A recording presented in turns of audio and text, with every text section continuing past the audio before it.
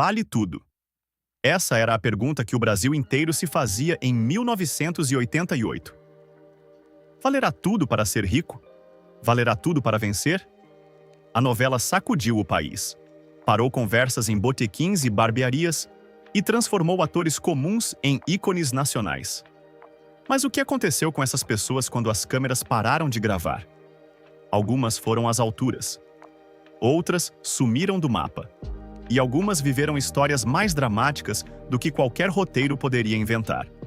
Isso é Vale Tudo. Então e agora, em 2026. Número 1. Regina Duarte, Raquel Attioli. Ela era a alma da novela. A mãe honesta, trabalhadora, trágica. Regina Duarte tinha 41 anos quando Vale Tudo estreou, em maio de 1988. Já era um ícone. Já tinha sido a Porcina de Roque Santeiro, a Malu de Malu Mulher, a namoradinha do Brasil desde os anos 60. Mas foi em Vale Tudo que ela mostrou toda a sua capacidade dramática, interpretando uma mãe abandonada pela própria filha, vendendo sanduíche na praia do Rio de Janeiro, sem perder 1 grama de dignidade. Em 2026, Regina tem 79 anos. E a vida dela tomou um rumo que ninguém esperava. Depois de décadas na Globo, ela rompeu o contrato com a emissora e mergulhou na política. Em março de 2020, assumiu o cargo de secretária especial de Cultura no governo Bolsonaro. Foi um choque para o Brasil inteiro. A namoradinha do Brasil virou a mulher mais polarizante do entretenimento nacional. A permanência durou apenas 74 dias, mas o impacto foi permanente. Ela perdeu contratos, perdeu espaço na mídia, perdeu a neutralidade que uma atriz precisa para trabalhar. Desde então, Regina está afastada das telas. Seu último papel televisivo foi em 2017. Mas ela não parou. Reinventou-se como artista plástica. Cria quadros com elementos da natureza, vende obras pelo site oficial. Em maio de 2025, foi homenageada na 55ª edição do Troféu Imprensa do SBT, com um prêmio pelo conjunto da obra. O público levantou de pé. E havia uma ironia perfeita ali. A Raquel de 1988, a mulher que nunca largou a dignidade mesmo vendendo sanduíche, foi homenageada numa emissora concorrente, porque a sua própria não tinha mais espaço para ela. Raquel venceu ao final. Regina também venceu. Cada uma do seu jeito. Número 2. Beatriz Segal, Odete Roitman. Não existe personagem mais marcante na história da teledramaturgia brasileira. Odete Roitman era arrogante, fria, cruel, magnética. Uma mulher que odiava o Brasil, desprezava os pobres e manipulava a vida de todos ao redor com uma elegância assustadora. Beatriz Segal tinha 62 anos quando a novela estreou e entregou uma performance que deixou o país paralisado. A cena do assassinato, exibida na véspera de Natal de 1988, parou o Brasil.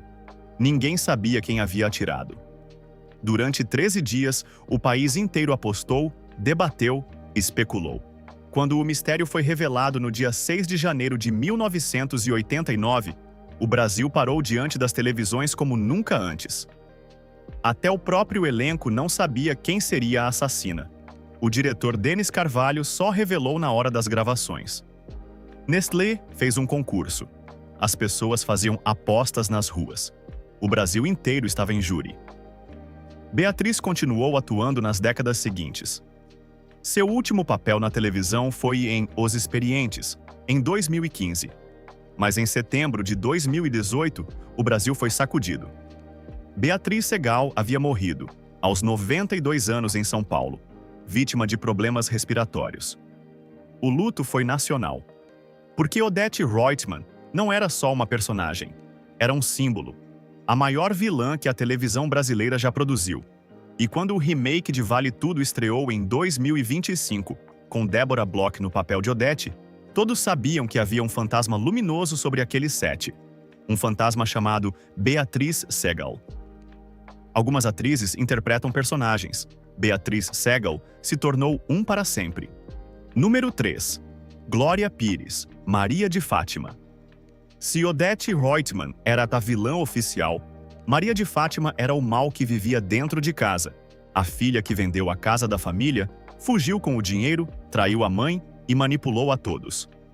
Glória Pires tinha apenas 24 anos quando começou a gravar Vale Tudo e entregou uma das performances mais extraordinárias da história da televisão brasileira. Ganhou o prêmio APCA de Melhor Atriz de 1988. Em 2026, Glória tem 62 anos e sua vida pessoal é uma novela à parte. Ela foi casada com o cantor Fábio Júnior, relação da qual nasceu a filha Cleo, hoje atriz renomada. O casamento não durou. Depois, Glória se casou com o músico Orlando Moraes e ficou.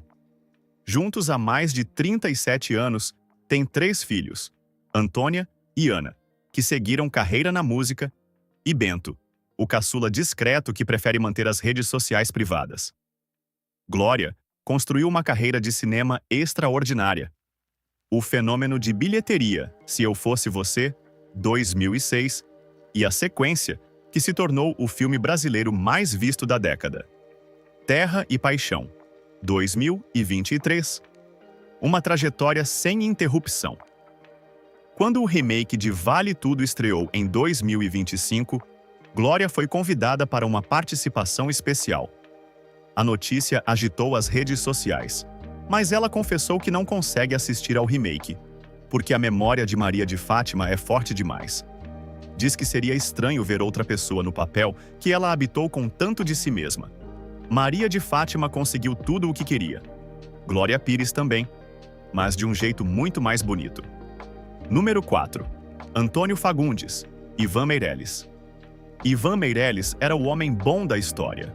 Honesto, apaixonante, íntegro. Antônio Fagundes deu vida a esse personagem com uma elegância que nunca saiu de moda. Tinha 38 anos quando Vale Tudo estreou. Em 2026, Fagundes está com 76 anos e não deu o menor sinal de que vai parar. Depois de Vale Tudo, virou o Rei do Gado, 1996, o personagem mais amado de sua carreira. Passou 44 anos com contrato fixo na Globo. Encerrou o vínculo em 2020. Todos pensaram que seria o fim. Errado. Em 2026, Fagundes voltou à Globo para comemorar seus 60 anos de carreira. Assinou para participar de Quem Ama Cuida, novela de Valcir Carrasco, interpretando o milionário Arthur, com uma condição, como sempre, gravar apenas de segunda a quarta-feira, porque o teatro para ele é sagrado. Está em cartaz com o espetáculo Dois de Nós no Teatro Tuca, em São Paulo, e mantém uma regra que já rendeu processos judiciais. Ninguém entra depois que o espetáculo começa. Ninguém. Em março de 2026, surpreendeu os fãs com uma declaração pública raríssima, uma homenagem à esposa Alexandra Martins no aniversário dela. Para um homem tão reservado, foi quase um ato revolucionário. Ivan Meirelles era o herói de Vale Tudo. Antônio Fagundes é o herói de 60 anos de arte brasileira. Número 5. Renata Sorra, Heleninha Reutemann. As cenas de Heleninha embriagada, dançando, chorando, implorando por amor, são antológicas. A filha de Odete, uma artista plástica destruída pelo alcoolismo e pela sombra da mãe dominadora. Renata Sorra tinha 41 anos quando entrou em Vale Tudo e entregou uma intensidade que esgotou os elogios. Em 2026, Renata tem 77 anos e continua trabalhando. A ironia perfeita da carreira dela veio em 2004. Aguinaldo Silva, que havia coescrito Vale Tudo, chamou Renata para viver Nazaré Tedesco em Senhora do Destino. A vilã mais odiada da televisão brasileira depois de Odete Reutemann. 2 papéis históricos para a mesma atriz, escritos pelo mesmo autor. Não foi coincidência, foi destino. Nos anos seguintes, continuou ativa. Esteve em Diário de um Confinado, 2020, em Filhas de Eva, em Vai na Fé. Jamais parou. Quando o remake de Vale Tudo foi anunciado com Paola Oliveira como Heleninha, Renata foi generosa. Disse que o papel vai criar uma Heleninha nova, igualmente poderosa, porque Renata Sorra sabe melhor do que ninguém. Personagens assim não morrem. Eles vivem em quem os assiste. Número 6. Cássia Kiss, Leila. E chegamos à mulher que puxou o gatilho. Leila era um personagem coadjuvante durante quase toda a novela. Esposa do corrupto Marco Aurélio. Sofrida. Secundária. Ninguém apostava nela. E então, na noite de 24 de dezembro de 1988, o Brasil parou. Leila atirou em Odete Roitman. Por engano, ela procurava Maria de Fátima. Por 13 dias, o país inteiro tentou descobrir o que até o próprio elenco não sabia.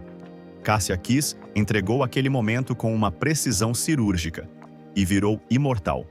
Em 2026, Cássia tem 66 anos e, nos últimos anos, viveu o capítulo mais polêmico de sua carreira. Evangélica assumida, ela passou a fazer declarações sobre suas crenças que dividiram o público de forma aguda. Chegou a participar de eventos ligados à política conservadora. As redes sociais se incendiaram. Parte do público ficou desconfortável. Outra parte a defendeu com fervor. Mas uma coisa ninguém questiona. Cássia Kiss é uma atriz de talento extraordinário. E a cena em que Leila atirou em Odete, guardada na memória coletiva do Brasil, é a prova definitiva disso. A mulher que matou Odete Roitman jamais vai ser esquecida, independente do que venha depois. Número 7. Reginaldo Faria, Marco Aurélio. Marco Aurélio era o corrupto sem remorso, o homem que desviava dinheiro público, manipulava a todos e, no último capítulo, fugiu do Brasil em um jatinho particular, dando uma banana olímpica para o país que deixava para trás. Uma cena que entrou para a história porque era assustadoramente real. Era o retrato de um Brasil que conhecia aquilo muito bem. Reginaldo Faria tinha 51 anos quando entrou em Vale Tudo. Era experiente, mas acostumado a papéis de bom moço. Vale Tudo foi sua ruptura, sua libertação artística. Em 2026, Reginaldo tem 87 anos. É um dos mais velhos sobreviventes do elenco original e continua sendo celebrado onde quer que apareça. Após Vale Tudo, seguiu em novelas e séries por décadas. Esteve em Pega Pega, 2017. Nunca parou. Quando Alexandre Nero foi escalado para o papel de Marco Aurélio no remake, Reginaldo manifestou respeito, mas com aquele sorriso de quem sabe que ninguém vai fazer a banana do jatinho, da mesma forma. Marco Aurélio era o Brasil que deu errado. Reginaldo Faria é a prova de que os grandes atores nunca dão errado. Número 8. Cássio Gabus Mendes e Lídia Brondi, Afonso e Solange. Esta é a história mais bonita escondida dentro de Vale Tudo. Cássio Gabus Mendes entrou como Afonso Roitman, o filho rico e apaixonante de Odete, que se casou com Maria de Fátima e depois descobriu toda a mentira. Lídia Brondi era Solange Duprat, a jornalista honesta que resistiu às armações e, no final, conquistou o amor de Afonso. Cássio tinha 26 anos, Lídia tinha 28. O que o Brasil não sabia era que, enquanto Afonso e Solange se apaixonavam na ficção, Cássio e Lídia se apaixonavam na vida real e ficaram juntos, para sempre. Cássio continuou na televisão por décadas, em Todas as Flores, 2022, em Elas por Elas, 2023. Em 2026, tem 63 anos e segue ativo. Lídia fez uma escolha radicalmente diferente. Em 1991, após a novela seguinte, deixou a televisão. Para sempre. Hoje trabalha como psicóloga. Quando a Globo a chamou para uma participação no remake de Vale Tudo em 2025, ela educadamente recusou. Não quer mais as câmeras. Escolheu outra vida, mas escolheu com o mesmo homem. Afonso e Solange tiveram um final feliz na novela. Cássio e Lídia tiveram um final ainda melhor na vida real. Número 9. Marcos Palmeira, Mário Sérgio. Poucos lembram que Marcos Palmeira começou em Vale Tudo. Entrou como Mário Sérgio, o ex-amante de Solange, um personagem nas margens da trama principal. Mas havia algo naquele jovem ator de 24 anos que era impossível ignorar. Em 2026, Marcos tem 62 anos e tornou-se um dos mais respeitados atores do cinema e da televisão brasileira. Após Vale Tudo, veio Renascer, 1993. A novela que o transformou em protagonista. Veio O Clone, 2001, Dois Filhos de Francisco, 2005 no cinema, Velho Chico, 2016. Uma trajetória de prestígio que poucas estreias em novelas das 8 conseguem garantir. A ironia adorável é que Mário Sérgio, em Vale Tudo, era o homem que Solange deixou para ficar com Afonso. O personagem que perdeu. Marcos Palmeira, na vida real, ganhou em tudo. De um personagem secundário de 1988 a um dos maiores nomes do audiovisual brasileiro.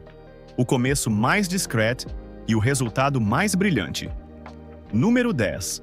Marcelo Novaes, André. Outra estreia histórica guardada dentro de Vale Tudo. Marcelo Novaes entrou como André, o amigo de Tiago, personagem secundário que existia nas margens.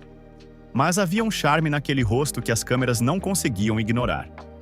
Em 2026, Marcelo tem 62 anos e tornou-se um dos atores mais conhecidos do Brasil, não apenas pela televisão, mas pela vida pessoal que sempre chamou atenção. Depois de Vale Tudo, veio O Outro Lado do Paraíso, vieram filmes e séries. Casou-se com a atriz Letícia Spiller. O casal virou ícone dos anos 90. O casamento não durou, mas a amizade sim. E então, em 2024, os dois voltaram a contracenar juntos em Além da Ilusão, recriando a química que o público sempre amou ver entre eles.